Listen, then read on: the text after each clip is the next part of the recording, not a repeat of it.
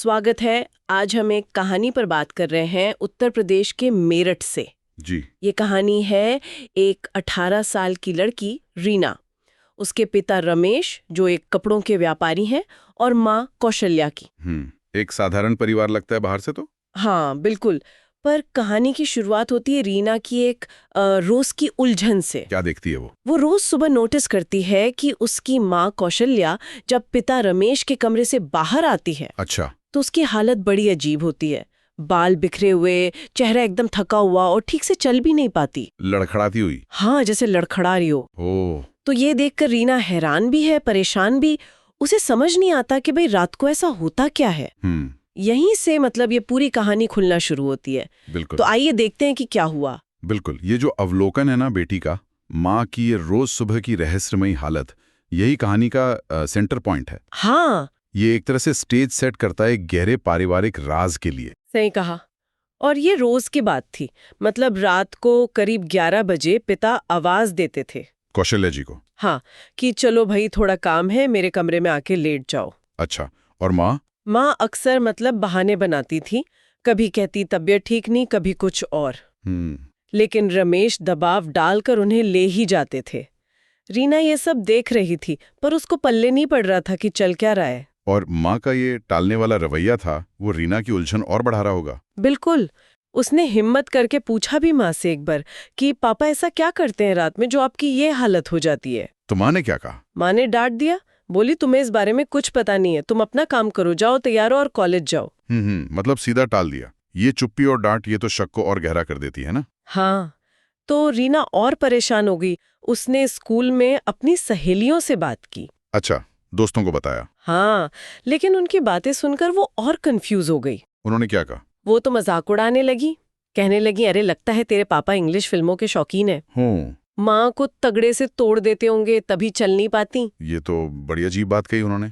और ये भी जोड़ा कि भाई शादी के बाद तुझे भी ऐसे ही चलना पड़ेगा। हे भगवान, मतलब कितनी असंवेदनशील टिप्पणी है ये। हाँ, रीना को उनकी बातें समझ नहीं आई और शायद बुरी भी लगी।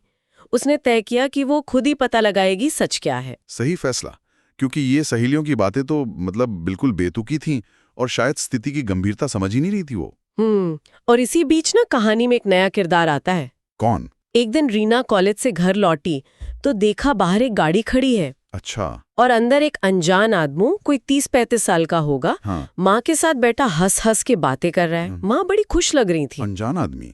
तो माँ ने बताया कौन है वो? हाँ, माँ ने परिचय कराया कि ये मेरा शादी से पहले का पुराना दोस्त है, अब दुबई में रहता है, बस ऐसे ही मिलने चला आया। शादी से पहले का दोस्त। और उसका व्यवहार कैसा था? थोड़ा अजीब। हाँ। मतलब वो रीना की खूबसूरती की बड़ी तारीफ करने लगा। अच्छा। कहने लगा तुम तो बिल्कुल अपनी माँ पे गई हो जब वो जवान थी। अच्छा। रीना को कैसा लगा ये सब? उससे थोड़ा अटपटा लगा और उसने देखा कि माँ और वो अंकल वो बहुत करीब बैठे थे, हाथ में हाथ डालकर बात कर रहे थे।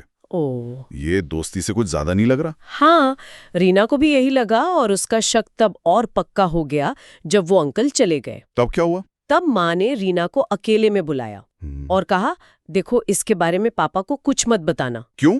बोली वरना वो बहुत झगड़ा करेंगे, मुझे मारेंगे भी। अरे। यहाँ माँ फिर से वही पिता की हिंसक छवि बना रही है। हाँ। ताकि अपनी ये मुलाकात छिपा सके और बेटी की हमदर्दी भी मिल जाए उसे। बिल्कुल। और रीना जो पहले से ही पिता के रात वाले व्यवहार को लेके कंफ्यूज थी, वो माँ की बात मान गई। बेचारी माँ के लिए बुरा भी लगा उसे। हाँ, स्थिति का फायदा उठाया माँ ने। वो चुप रह गए, लेकिन अगली सुबह फिर वही नजारा। हाँ, माँ फिर लड़खड़ाते हुए पिता के कमरे से निकली। इस बार हालत शायद और भी खराब थी, यहाँ तक कि उनका पेटीकोट भी ठीक से बंधा नहीं था। ओहो, ये देखकर तो रीना का दिल बैठ गया होगा। उसने फिर माँ से पूछा। इस बार माँ ने क्या कहा पता है? क्या? इस बार माँ ने बिल्कुल साफ साफ कह दिया, मतलब जो उसे कहना था। क्या कहा? बोली तुम्हारे पापा मुझे बहुत परेशान करते हैं, रात में अपने कमरे में बुलाकर मारते पीटते हैं। क्या? सीधा आरोप लगा दिया? हाँ, और ये भी कहा कि ये हमारा पति पत्नी का आपसी मामला है, शादी के बाद से ही मैं ये सब झेल रही हूँ। बाप रे, ये सुनना रीना के लिए कितना बड़ा झटका होगा। सोचिए, एक तरफ माँ की रोज की हालत और अब ये मारपीट की बात। उसके मन में तो पिता के लिए जबरदस्त नफरत भर गई होगी। हाँ बिल्कुल, वो उनसे बात तक नहीं करती थी ढंग से, गुस्सा रहने लगी। और ये नफरत ये माँ और उसके उस दुबई वाले दोस्त के लिए रास्ता और आसान कर रही थी। सही। और इस नफरत की आग में घी डालने का काम किया उसी दुबई वाले अंकल ने। कैसे? वो फिर मिला? हाँ, एक दिन रीना स्कूल से लौट रही थी तो वो अंकल उसे रास्ते में मिल गए। गाड़ी में थे, बोले आओ घर छोड़ देता हूँ। अच्छा। रास्ते में उसे मिठाई वगैरह खिलाई और रीना ने मतलब अपने मन की भड़ास निकाल दी। पिता के बारे में शिकायत की। हाँ, कि पापा रात में माँ को मारते हैं, बहुत परेशान करते हैं। और अंकल ने क्या कहा? अंकल ने इस मौके का पूरा फायदा उठाया। पहले तो वो हंसा। हाँ, और फिर रीना की बातों में हाँ मिलाने लगा। बोला कि हाँ, रमेश तो हमेशा से ऐसा ही है, कौशल्या को मारता पीटता रहता है, तुम्हारे जन्म से पहले से। अरे वाह, मतलब पूरी तरह भड़का दिया। बिल्कुल, खुद को ऐसे दिखाया जैसे वो कितना बड़ा हमदर्द हो कौशल्या का। और उसने ये भी कहा कि वो तो खुद कौशल्या से शादी करना चाहता था पर घर वालों ने नहीं होने दी। अच्छा। और अब वो कौशल्या को सलाह दे रहा है कि तलाक ले ले। बोला कि मैं तुम्हारी आर्थिक मदद भी करूंगा। कमाल है। मतलब एक सोची समझी चाल, रीना के मन में पिता के खिलाफ नफरत को और पक्का करना, खुद को हीरो बनाना। हाँ, जबकि असल में वो अपने अफेयर के लिए जमीन तैयार कर रहा है। बिल्कुल। और जब वो घर पहुंचे, रमेश जी काम पर थे, रीना ने फिर माँ और अंकल को वैसे ही देखा, बहुत करीब, जैसे पति पत्नी हो। अब रीना के मन में शक भी था, गुस्सा भी। माँ और अंकल की कहानी ने पिता से नफरत तो करा दी थी, पर कुछ था जो उसे खटक रहा था। उसे लगा कि पूरी सच्चाई कुछ और है। हाँ, अब उसने तय कर लिया कि वो रात का सच जानकर रहेगी, चाहे कुछ भी हो जाए। और यहीं उसने वो बड़ा कदम उठाया। जोखिम भरा कदम। हाँ, वो बाजार गई और नींद की गोलियां खरीद लाई, 10-15 गोलियां। इतनी सारी? हाँ, और शाम को चुपके से 3-4 गोलियां माँ के खाने में मिला दी। माँ खाना खाकर गहरी नींद में सो गईं। और पिता रमेश जी खाना खाकर रोज की तरह छत पर टहलने चले गए। शायद सोचा होगा कि नीचे आकर कौशल्या को जगा लेंगे। जब वो नीचे आए, कौशल्या को जगाने की कोशिश की, पर वो तो गहरी नींद में थी, उठी ही नहीं। और इसी बीच रीना हिम्मत करके चुपके से पिता के कमरे में गई और उनके बिस्तर पर लेट गई, चादर ओढ़ ली। ये देखने के लिए कि आखिर होता क्या है। हाँ। बाप रे। हाँ, कितना डर लगा होगा उसे। सोचिए। फिर रमेश अपने कमरे में आए, देखा बिस्तर पर कोई लेटा है। उन्हें लगा कौशल्या आकर लेट गई है। वो खुश हो गए। हाँ, वो खुश हुए। उन्हें क्या पता था कि चादर के नीचे रीना है। फिर क्या हुआ? वो बिस्तर पर बैठ गए, सिर पर बड़े प्यार से हाथ फेरा और फिर दुखी होकर बोलने लगे। क्या कहा उन्होंने? उन्होंने कहा, यार मैं ऐसा क्या करता हूँ जो तुम मुझसे हमेशा नाराज रहती हो, लड़ती रहती हो। मैं तो तुमसे प्यार से ही रहता हूँ, सारी कमाई तुम्हारे हाथ में रखता हूँ, तुम्हें चाहता हूँ, फिर भी तुम झगड़ा क्यों करती हो? फिर बोले, चलो अगर आज मन नहीं है तो कल कर लेंगे, अब सो गई हो तो प्यार से सो जाओ। ये तो बिल्कुल उल्टा है माँ की कहानी से। बिल्कुल। कोई गुस्सा नहीं, कोई मारपीट नहीं, बल्कि प्यार, समझाइश, एक तरह की बेबसी। हाँ, और ये कहकर वो रीना के बगल में, जिसे वो कौशल्या समझ रहे थे, बिना कुछ और कहे लेट गए और सो गए। ये है कहानी का सबसे बड़ा टर्निंग पॉइंट। हाँ, सुबह जब रीना उठी, वो एकदम सन्न थी। जाहिर है, रात का सच उसके सामने था।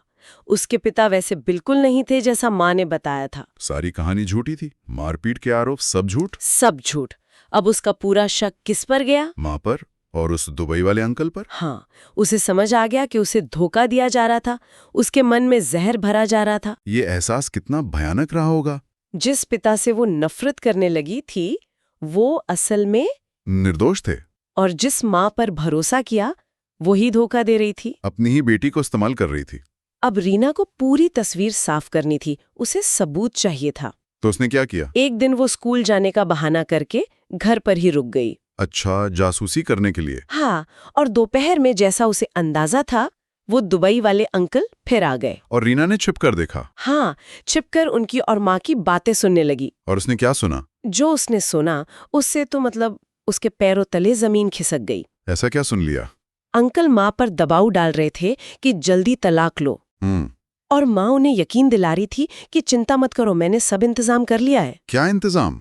माँ ने कहा, तुम चिंता मत करो, मैंने अपनी बेटी के मन में उसके पापा के खिलाफ हर तरह की नफरत भर दी है। क्या? उसने ये कहा? हाँ, वो उनसे बहुत नफरत करने लगी है।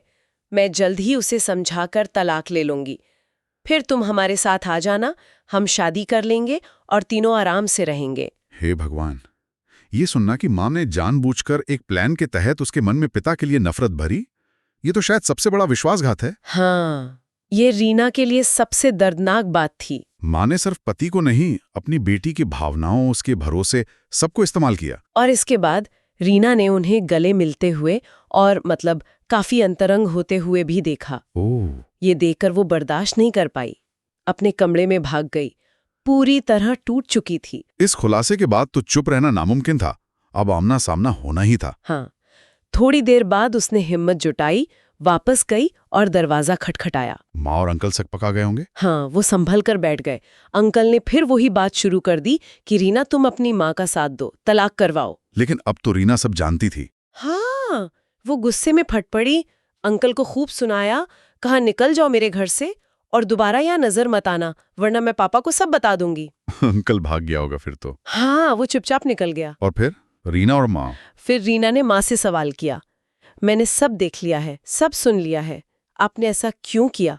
पापा की जिंदगी क्यों खराब की और मुझसे इतना बड़ा झूठ क्यों बोला? अब माँ के पास कोई जवाब नहीं था। वो टूट गई, रोने लगी और फिर उसने अपनी पुरानी प्रेम कहानी सुनाई। अच्छा, कि वो अंकल से प्यार करती थी। हाँ, कि शादी से पहले वो उसी से प्यार करती थी, उसी से शादी करना चाहती थी, जीने मरने की कस्में खाई थी, लेकिन शादी रमेश से हो गई, अंकल दुबई चला गया था, अब लौटा है। और वो मान गई कि वो अब भी उसे चाहती है। हाँ, उसने ये मान लिया। लेकिन ये कोई बहाना तो नहीं हुआ ना? रीना ने भी यही कहा कि ये गलत है, अब आपकी शादी हो चुकी है, आपकी बेटी है, आपने पापा की जिंदगी क्यों बर्बाद की? माँ फिर रोने लगी और फिर वही डर दिखाने लगी कि पापा मारेंगे, पीटेंगे। रीना से कहा कि प्लीज पापा को मत बताना। पकड़े जाने के बाद भी वही पुराना झूठ। शायद आदत बन गई थी या डर था। हो सकता है, पर अब रीना पर इसका कोई असर नहीं हुआ। उसने क्या किया? शाम को जब रमेश जी घर आए, रीना ने उन्हें सब कुछ बता दिया, एक एक बात। दुबई वाले अंकल, माँ का झूठ, उनका अफेयर, सब कुछ। और रमेश जी का क्या रिएक्शन था, ये जानना बहुत जरूरी है। यही कहानी में एक और शायद सबसे बड़ा ट्विस्ट आता है। क्या? रमेश जी ने सब कुछ बड़े शांत होकर सुना और फिर जो कहा उसे सुनकर रीना भी हैरान रह गई होगी। क्या कहा उन्होंने? उन्होंने कहा, बेटी मुझे इसके बारे में सब कुछ मालूम है। क्या सब मालूम था? हाँ, उन्होंने बताया, तुम्हारी माँ पहले भी जब तुम छोटी थी तब भी मुझसे छुप छुप कर इससे मिला करती थी जब मैं काम पर जाता था। यकीन नहीं होता, इतने सालों से पिता सब जानते थे। हाँ, ये तो कहानी का पूरा मतलब ही बदल देता है। उनका वो रोज रात को पत्नी को बुलाना, माँ का आनाकानी करना, क्या वो सब इसी वजह से था? शायद।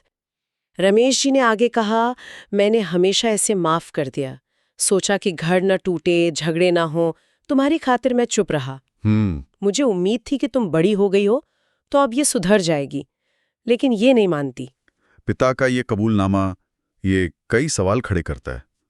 क्या ये सिर्फ परिवार बचाने की एक बेबस कोशिश थी, या समाज का डर था, या इतने सालों के धोखे ने उन्हें अंदर से बिल्कुल सुन्न कर दिया था? कहना मुश्किल है। उनकी ये माफी कितनी सच्ची है, कितनी मजबूरी, ये पता नहीं चलता।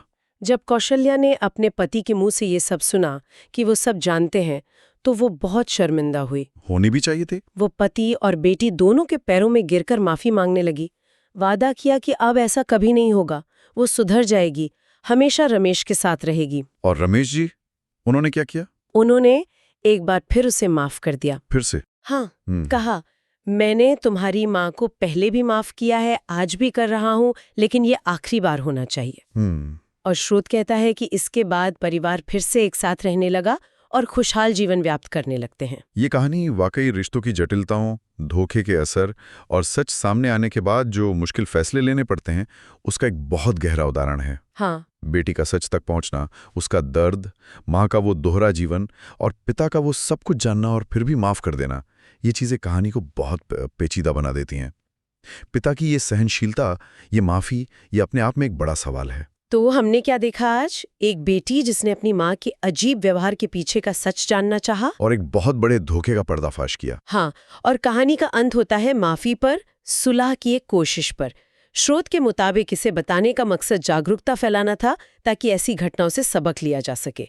हम सिर्फ कहानी बता रहे हैं जैसा हमें स्रोत से पता चला जी। पर यह सोचने पर मजबूर करती है कहानी, क्या इतने बड़े विश्वासघात के बाद इस तरह दी गई माफी सच में स्थायी शांति ला सकती है? क्या वो परिवार वाकई खुशहाल हो सकता है जैसा कि स्रोत कह रहा है? और सबसे बड़ा सवाल, इस पूरे अनुभव का, इस धोखे का, इस सच का रीना के भविष्य पर, रिश्तों पर, उसके भरोसे पर, दुनिया को देखने के उसके नजरिए पर क्या असर पड़ेगा? ये वो सवाल हैं जिनका जवाब शायद कहानी में नहीं है, लेकिन सोचने के लिए जरूरी हैं।